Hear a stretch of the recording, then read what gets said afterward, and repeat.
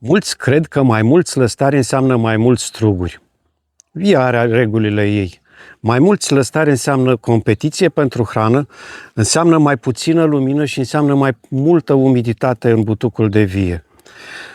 Prin lăstărire nu înseamnă că sărăcim butucul de vie. Din contră, direcționăm energia butucului exact acolo unde are nevoie de ea, către strugure. De asemenea, imaginați-vă roa de dimineață. Pe frunzele de vie, roa înseamnă o poartă deschisă pentru mană și pentru putregai. O vie aerisită ține bolile departe.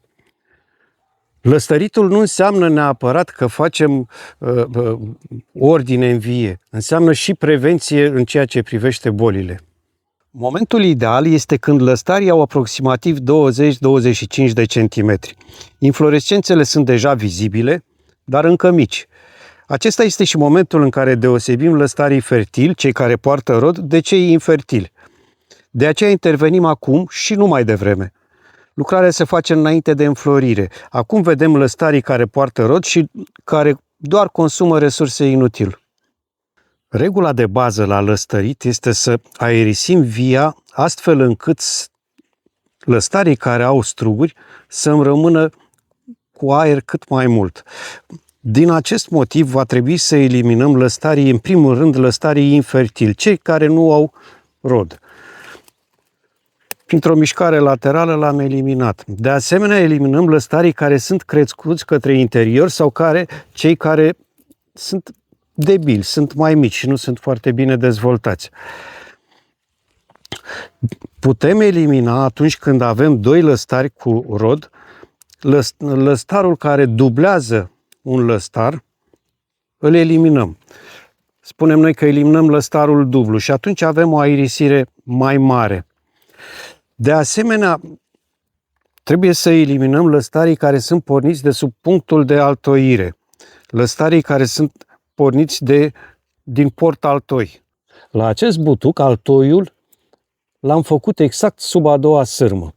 Tot ce este de desubt este viță pornită, este lăstar pornit pe port altoi. Este viță sălbatică, nu-mi trebuie. Deasupra am altoi hibrid.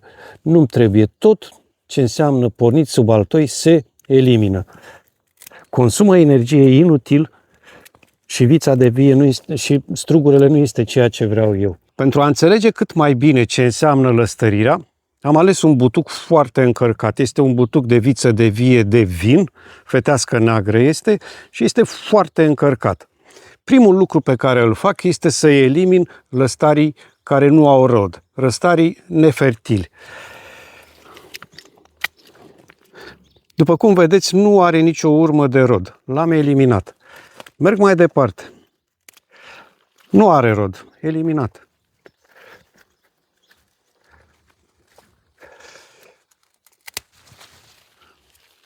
Nu are rod și era crescut pe interior. Tot ce nu are rod înseamnă pentru vie un efort suplimentar, înseamnă o muncă suplimentară de a da energie.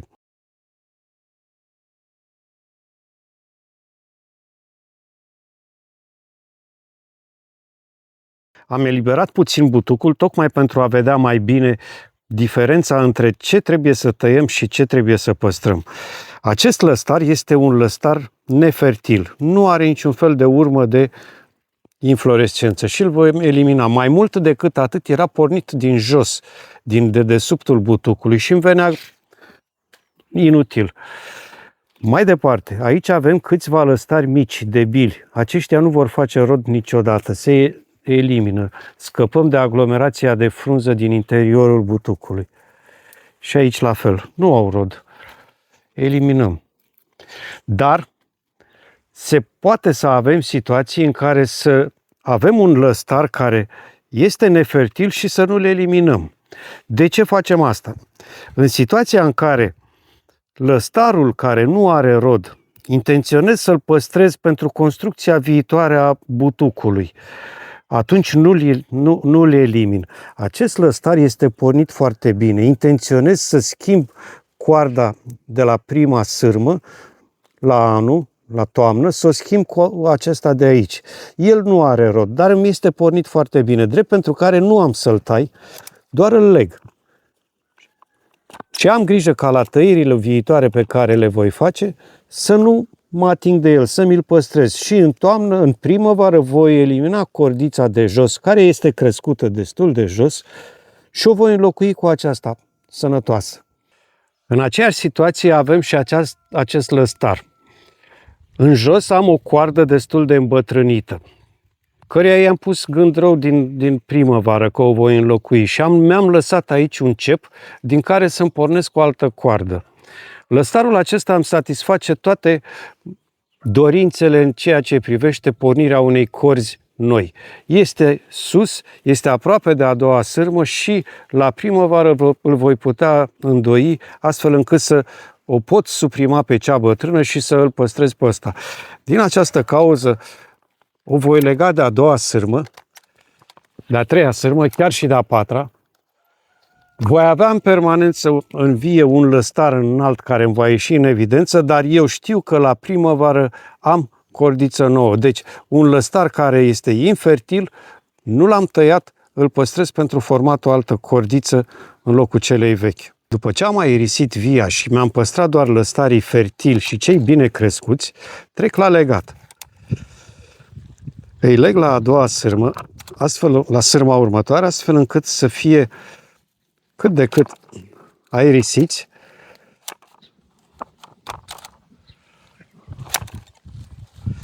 Și să nu-i bată vântul. În cazul în care îi las liberi, nelegați, bate vântul și am posibilitatea să-i rupă. Observați cât de aglomerat a fost butucul meu și cât de aerisit s-a făcut acum. Și aici avem lăstar cu rod, îl legăm și aici la fel.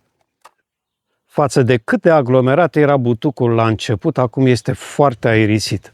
Am păstrat pe fiecare cep 1, maxim 2 lăstari.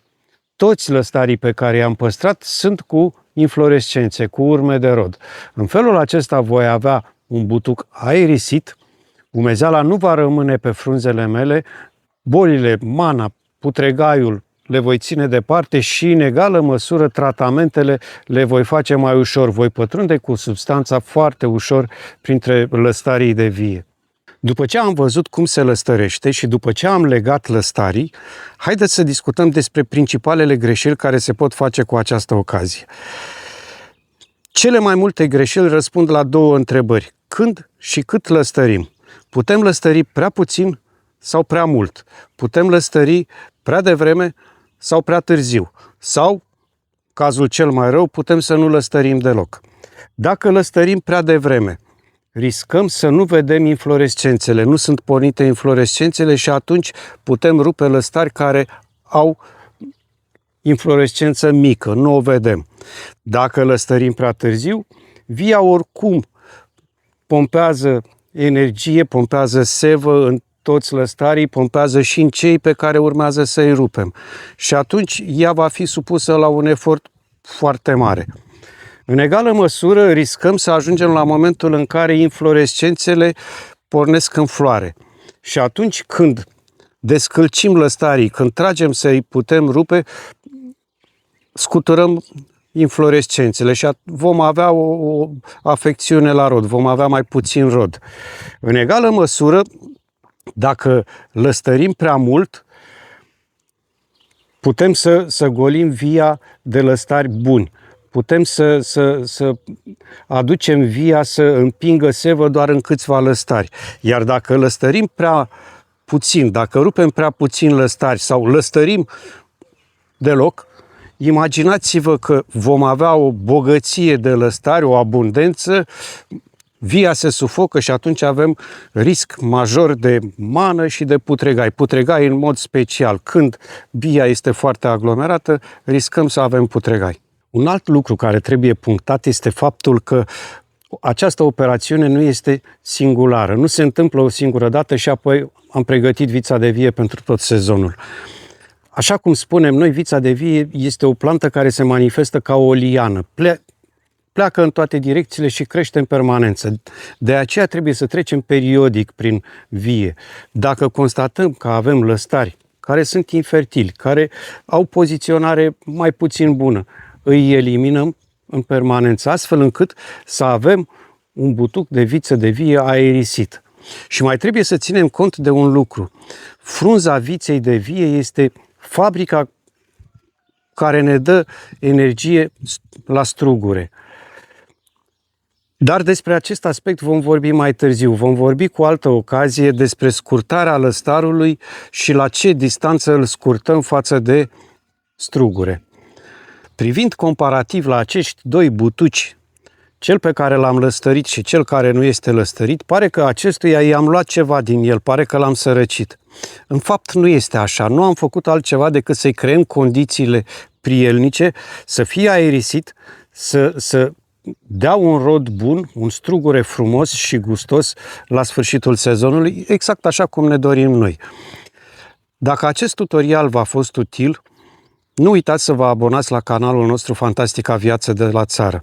Și la acest film lăsați-mi un comentariu. Fiecare comentariu pe care mi-l lăsați mă ajută să duc acest proiect pe mai departe. Până la următorul film, vă doresc să aveți spor la lucru și un rod cât mai bogat.